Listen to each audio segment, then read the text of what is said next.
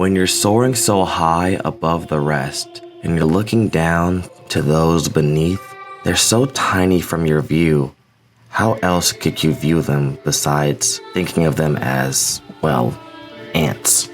Lately, I've been thinking a lot about Sukuna and his role in the story, and I feel like every week my stance changes on it. Sometimes I feel like, oh, he's doing what he's supposed to do, he's a OP main villain, he's fitting his role, and then other times I wonder, how is he going to even lose, and what's kind of the purpose he's serving? I get a little bit afraid that he's like a Madara, where he's getting so powerful to the point that there's no way the protagonist can defeat him. And while I would wish that if that is the case, Sukuna would just win, because I would actually kind of like an ending where Sukuna solos and he sits there and kind of watches the sunset as he fades out from existence. Or maybe they do a part 2 and some of the cast members survive, or maybe people that impacted, and then they kind of rise up as the next force to fight Sukuna, the wandering sorcerer, or the last remnant of what a true sorcerer was, as he goes and destroys more lives because, as he says, he thinks that it's important to basically feast on those of the living until he dies. More for just like the fun aspect of it. By the way, this is more of a discussion video where I'm trying to mix it with a little bit of a video essay kind of mindset to kind of focus more thoughts. So if my thoughts aren't as focused, I apologize, but I've just been thinking a lot about him, and earlier I compared him to Madara, but I'm starting to really think that, honestly, Sukuna is more like Frieza. Frieza was a character that we knew was so strong from early Saiyan Saga, around the time that, Vegeta and them show up. I guess you consider that to mid to late, but since the battle was so long, I was like, it's kind of early on when we know that there's a bigger threat outside of Vegeta and Nappa. And I was thinking about this. At each step where we thought, oh, Frieza has been maxed out, Frieza was constantly stronger than the rest and not even trying. When it's the first form, we get the reveal that Frieza's power is 1 million. Then they just transform just for show because Vegeta thinks he's that guy. Then he kind of wipes the floor with them. Piccolo comes, matches Frieza with his strength. We think, oh, maybe with them jumping or with Piccolo going at it, we can actually get somewhere. Frieza then transforms again, washes Piccolo, and then just to show off, transforms into a final form, like, hey guys, I'm not really trying for real, washes Vegeta, washes Piccolo, Krillin and them are on the side, and then Goku shows up, so we're like, finally, somebody on this guy's level. They even match blows, similar to Gojo, where Gojo and Sukuna were kind of matching each other. I guess I think that Gojo's winning the fight for the most part, but kind of pulling myself back from like watching it through that perspective and trying to see what Gege is trying to get across.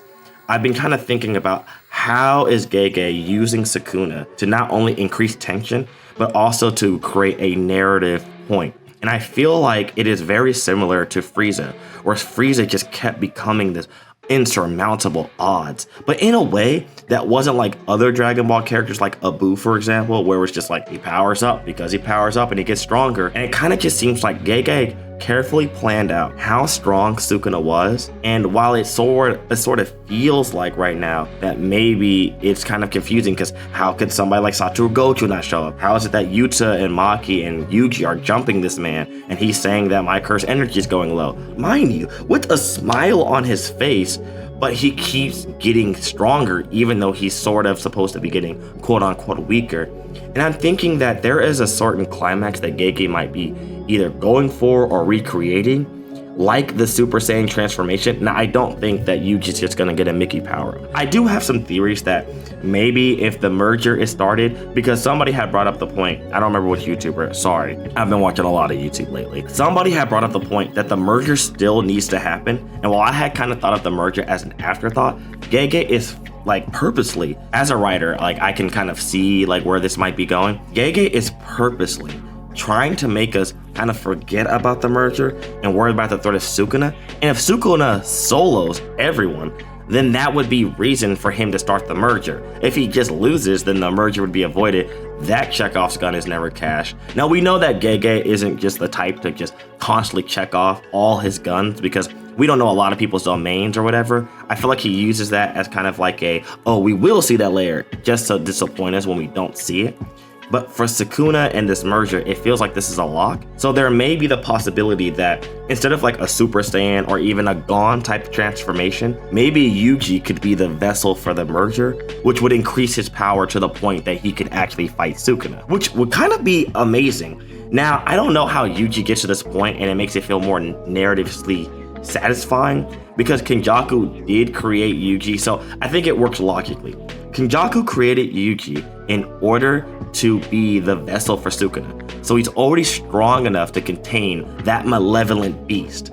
But he also wanted to create the merger because he wanted something uncontrollable. Yuji taking control of the merger is something that I could see happening, and it would make sense for Yuji's character, so I don't think it would actually hurt the story. But if it comes out that it was Kenjaku's plan for this to happen, that would be kind of a weird way to go about the plan, and be like, it kind of would feel like a fake Aizen, where it's like, sure, I guess I believe that you played it out, but the way that you presented the story didn't make me feel that way, especially because Kenjaku is now quote unquote gone. I mean, I think he's gone, but some people don't, so I want to say quote unquote, and that it doesn't feel like there was enough time to flesh out more of his motivation before this big transition.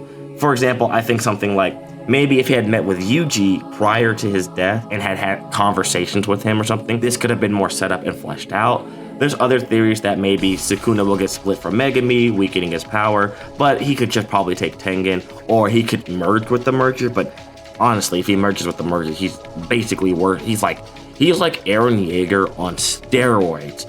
So I don't know, then I really don't know how he's getting defeated. But something that I've really been thinking about a lot lately is Sukuna's philosophy and his outlook on life. I don't want to say too much because for a while, ever since Sukuna talked about what loneliness is and how he understands love, I've been wanting to get into like what I think Sukuna's potential like character moment arc might be.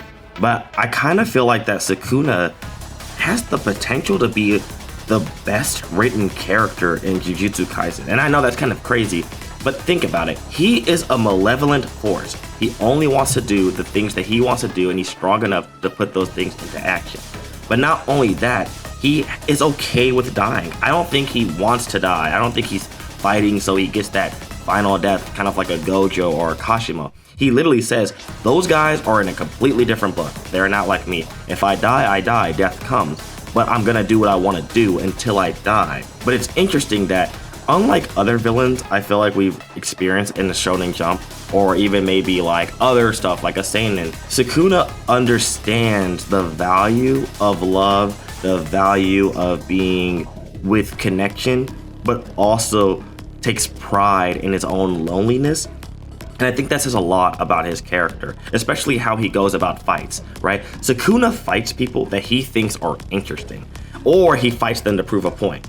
I've been thinking a lot about the Gojo fight, right? And while I still don't like the fact that he was like off screen, I do kind of see where Sukuna was going for. If it is true that his power, the ability he has, with just no diff the limitless, then I think it validates Sukuna holding back in the fight, because not only is using Maharaga and going through all these hoops to learn and evolve such a challenging task against somebody like a Gojo, which, as you can see, it was very challenging. Sukuna was just like getting thrashed around a lot of the fight. And sure, while he was holding back, he was still getting nervous and stuff. That's probably the feelings he's trying to awaken in himself by going through such a task. And I think that, especially if Gege writes it a certain way and it kind of recontextualizes that fight, I definitely think that will sink in a lot better for audiences, for people who are on the fence, or for people that just hate the ending with the Gojo fight. Because even for me, I'm like, as much as I hate the ending, and I wrote a whole video about that, I do think that something like Sukuna's regular Heian Air ability would have just no diff the limitless, or it would have just been overwhelmingly powerful, that the fight couldn't have been any kind of fun. I think that him using Maharaga and Megami's technique, not only doing that as a challenge, but also using that in a way where it's like he's trying to evolve himself to create something that not only is evolving how he can do a slash or condense his energy or manipulate curse energy, but also to the point where it's like not even the limitless can stop it. I think that's pretty interesting. I also think the reason I think that Sukuna's holding back is really like poignant in the series is also because I feel like when he's fighting Yuji and Maki, he is literally smiling. And sure, as much as you can chalk that up to villain has to villain, Miki Sukuna, there might not be as much Mick going on as I had claimed in the past or other people's claim. Now, I'm not going to completely disown those comments, not at least yet, not yet. I want to see how Gege cooks. But I'm starting to really think about it, and I'm thinking, a character who purposely is super strong, but purposely places himself in situations that give him that excitement of battles that are truly worth of his power is such an interesting dynamic. And the fact that, like, for example, against a Higuruma, he would tell him, dodge. If you don't do this, I'm gonna cut your head off. If you don't show me something interesting. The fact that, for example, with Kashimo, the reason he fought him was not just to be like, oh yeah, I'm stronger than you, just die. Because, for example, with Ryu, he killed him. He was just like, die. He didn't give a shit about him, right? But for example, somebody like a Yaoyorozu or somebody like a Kashimo, he fought them to prove a point. Now, I know that Yaya, he fought to obviously push Megami's soul down or whatever, but the fight still had a point to it because Sukuna was not only just showing Yaoyorozu that she does not understand him, but also proving that he does not need her. And I also think with Kashimo, now I could be reading too deep into this, but I also think with Kashimo, it is very obvious that the point he's trying to prove is that, look, you guys don't understand me. I see what you guys are trying to do, but hey, this being the strongest, that should be enough for you. And that's the kind of love and compassion that Sukuna could give to other people that he feels are worthy adversaries of that love. He gives love through fighting. At this point, I guess my video like that I was planning is kind of just happening now, so I guess I'll just roll with it. But yeah, he literally gives love through fighting. Like when he puts Gojo down, he gives him honorable words. When he put Jogo down, he gives him honorable words. He says, Gojo Satoru, I will never forget you. Stand proud, Jogo, you are strong. Kashimo, love, like, why can't it be enough for you that when you meet others with your strength, while killing him and like meeting him with his strength, that he's saying this should be enough to satisfy your taste buds? And then Kashimo's like, well, how can you be satisfied? And he's like, I just am, because I'm just that confident. I'm just that okay with how I've evolved in my life. And so I think the reason he hates Yuji is because Yuji represents a person that he doesn't think, well, first off, is interesting at all, doesn't really think has much value, and it's just kind of like a roadblock. He literally, Sukuna describes it, he is a roach that is refusing to get crushed. And Sukuna feels no obligation to teach this man anything, to show this man something. He's like another freaking Ryu. He's just somebody that's just in the way that just probably in Sukuna's mind doesn't really deserve to exist, which is why the disdain for Yuji is so high. It would be different if Yuji was like a Megami, a Yuta, where he has an interesting life philosophy.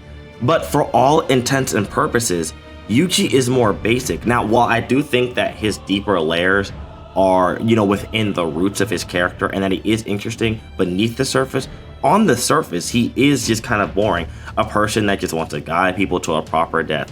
Someone who's just going to be a cog in the machine. A cog in the machine is not something that Sukuna could be. He doesn't want to be the cog. He wants to be the thing that defines the cog. He wants to be the type of person, not he doesn't want to, he is the type of person. That kind of mindset probably disgusts Sukuna to his very core. How could you just be comfortable living as a cog? Higuruma, how could you just be comfortable not being at the level of a Satoru Gojo where you deserve to be? Yuta, show me something. I've heard so much about you. I've heard you've got this interesting curse technique. I've heard you've got all this. Even Maki, you're super strong and resilient. Sukuna meets these opponents who are striving for goals, or they're not even, either they're striving for goals that are far beyond them or are within their reach because of the way they work, or that there are people that are so like intricate, he just thinks to himself, man, I've never seen it. I want to learn something. I want to teach you something. With Yuji, there's not really a lot to teach. Maybe that will play into Sukuna's technique. Dude, oh my God, I just want to know what it is already. But yeah, I just kind of think that interest is where like the story may be taking this character, and exploring that will be probably the most fascinating thing that I could ever think of. Sukuna, this is gonna sound kind of crazy, but Sukuna's backstory could honestly be something of like a Netero or even a Miyamoto from Vagabond, where he is literally, when he was in the Heian era, a wandering like sorcerer samurai combo, or like a Netero where maybe he just went into the forest or some like oasis or somewhere to just train and train and train and max himself out to his peak. But unlike Netero, he didn't want to restrain his freedom. He's not going to like limit himself. He's going to constantly push harder and harder and harder and harder and never be satisfied with where he's at, but where he's going, if that makes sense. Because Sukuna definitely strikes me just as somebody that is a learner, somebody that would probably write an ancient scroll.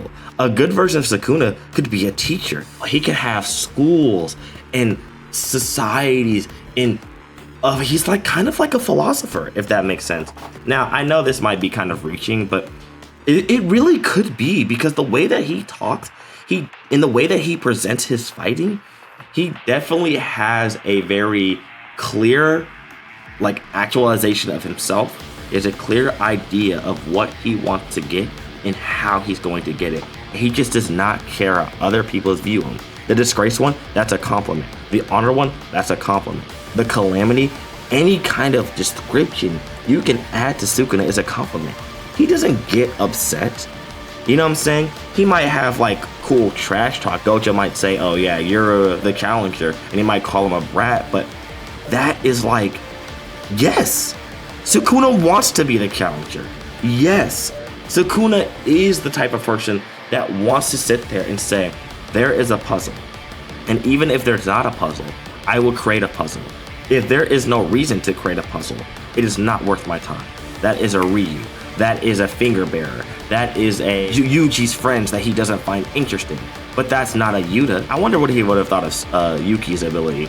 That's probably not even a Kinjaku. Even though he knows Kinjaku is like not that strong, he probably like got into a binding vow with him, because not only was it useful for him to like survive long enough, but also it was because like he has an interesting worldview. Urame, there's probably some way that Urame showed Sukuna a level of like demonstration of either intelligence, motivation, devotion, or something that to Sukuna was like, you know what, this person is worth being around me. And it's just very interesting that like the way that he kind of walks about his life.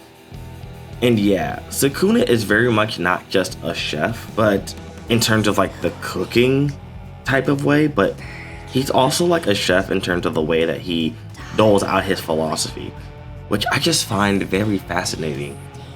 Like, I really wish that we could see Sukuna go up against more foes and enemies that are not just the students. Like, what would he think of other disaster curses? Like, it looks like he wasn't too interested in like a Mahito, for example, which is so like crazy, because Mahito could have very well been like another Sukuna. So it's also like interesting of where he decides to put his interest in. Maybe his fascination with Jogo was the fact that he was so devoted to bringing like Sukuna back, or understanding the King of Curses or something, that like it was interesting to him to be like, you know what, sure, you've got a motivation, why don't I give you an opportunity to achieve it? Land a single punch. Which is different from how he treated the girls.